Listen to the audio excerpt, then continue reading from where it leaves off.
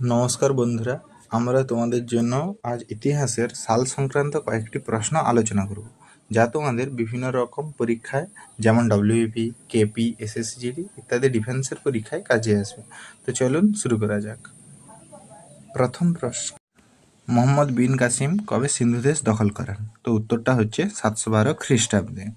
দ্বিতীয় প্রশ্ন, তরাইনের প্রথম যুদ্ধ কবে কাদের মধ্যে হয়েছিল? এর উত্তরটি হচ্ছে 1191 খ্রিস্টাব্দে তরাইনের প্রথম যুদ্ধ হয়েছিল মুহাম্মদ ঘুরি ও তৃতীয় পৃথ্বীরাজ চৌহানের সঙ্গে। তৃতীয় প্রশ্ন, বাবরের জন্ম কত সালে হয়েছিল?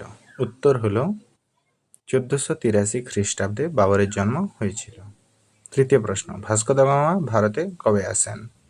এর উত্তর হল 1498 খ্রিস্টাব্দের 17 মে। একটি বিশেষ ঘোষণা, এটি হলো আমাদের চ্যানেল প্রথম ভিডিও।